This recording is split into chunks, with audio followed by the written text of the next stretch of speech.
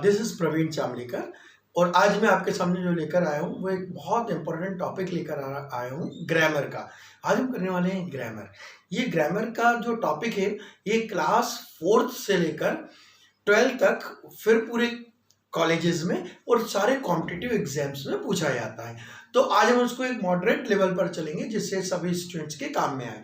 Particularly class 11th और 12th इसके लिए भी बहुत बहुत इंपॉर्टेंट है।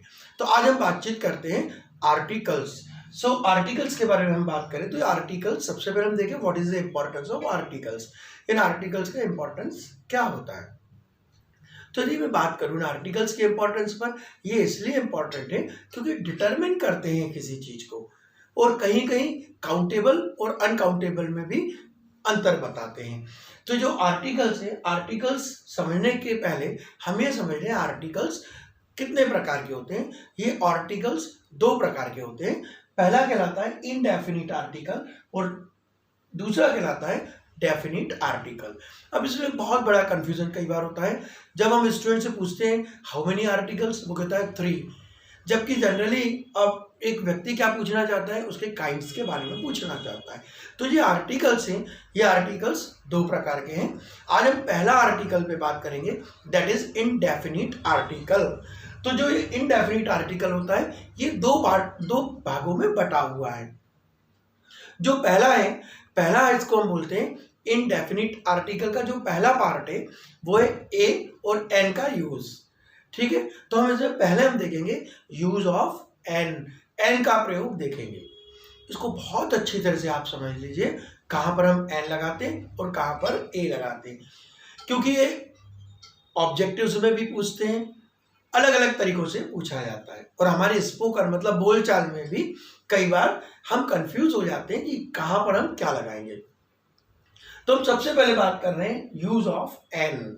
अब देखिए ये असल में पूरा ए और एन का जो यूज है वो किस पर डिपेंड रहता है, कॉन्सोनेंट्स और वॉवेल साउंड्स पर। हम सबको मालूम है कॉन्सोनेंट्स होते हैं और वॉवेल्स होते हैं। जो वॉवेल्स है ये 5 है, ए ई आई ओ यू। जो ए ई आई ओ यू 5 है इनको हम बोलते हैं वॉवेल साउंड और दूसरे कॉन्सोनेंट, रिमेनिंग कॉन्सोनेंट है।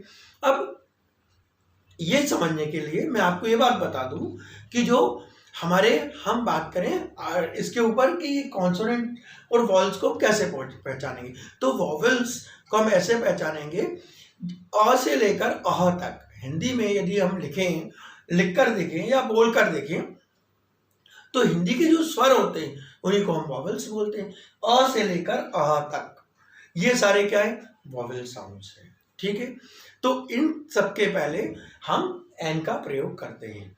जैसे मैं बात करूं तो an aeroplane, an elephant, an ink pot, an orange, an umbrella. अब इन सबके आगे मैंने क्या लगाया, एन लगाया।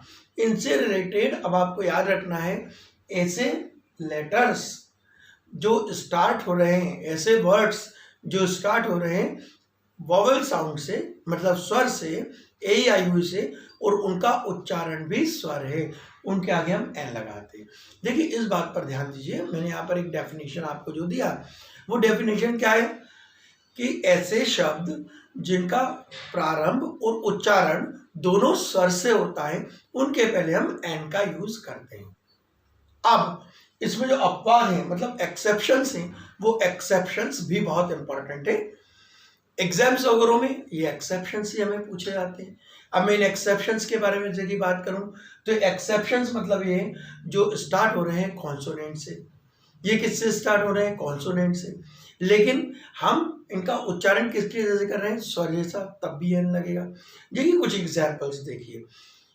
ऑनेस्ट, हम इसको हॉनेस्ट नहीं पढ़ेंगे, यदि हम इसको हॉनेस्ट पढ़ेंगे तो ये सही नहीं रहेगा। इसको हम क्या पढ़ रहे हैं, ऑनेस्ट, इसलिए क्या रहा है एन ऑनेस्ट।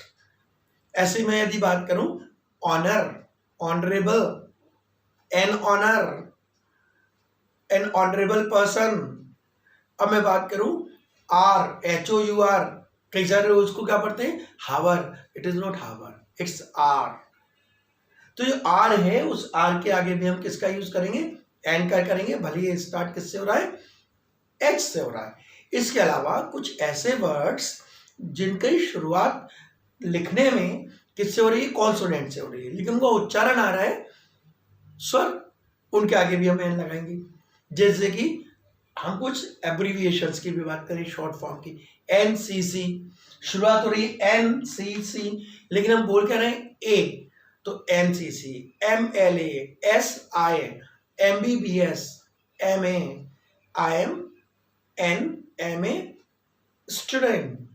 अब वो एनएमए, एनएमएससी, एनएमकॉम, तो आपको पहली बार आप क्या सोचेंगे कि हम एन का हम किसके पहले यूज कर रहे हैं, हम एन का यूज हम कर रहे हैं इनके पहले जिनकी शुरुआत भले ही कॉन्सोनेंट से हो रही है, लेकिन उनका उच्चारण इंपॉर्टेंट है, are pronunciation is important.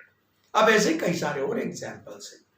So I hope कि हमें ये वाला हमें एक अच्छी तरह से पार्ट समझ में आया कि हम एन का यूज कब करते हैं। अब हम देखते हैं यूज ऑफ ए। अब जो यूज ऑफ ए, हम इस यूज ऑफ ए का हम कब प्रयोग करते हैं, तो use of a simple is this.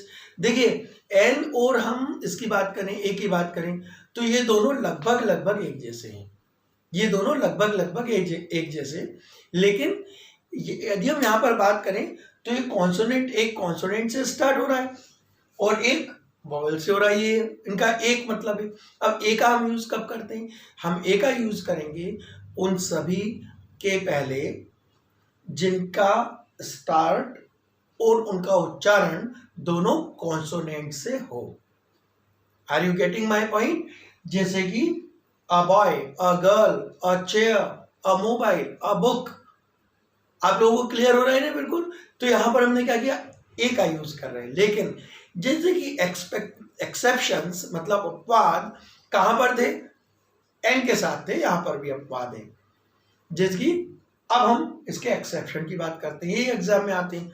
अभी हाल मैंने आपको जैसे कि बताया जी, अभी कुछ एग्जाम्पल देखो, देखिए जी कि यहाँ पर हमने एग्जाम्पल देखा, तो अभी एग्जाम्पल है, यदि हमने यहाँ पर देखा तो हमने कहा unity, union, a union leader, my brother is a union leader. जबकि अम्ब्रेला के आगे हम एन लगा रहे हैं, तो यहाँ ऐसी one, O N E, I found a 1 rupee note, a आ गया उसके आगे, तो शुरुआत किससे हो रही, ओ से हो रही, शुरुआत किससे हो रही, यू से हो रही। तो ये क्या है, ये सारे एक्सेप्शंस।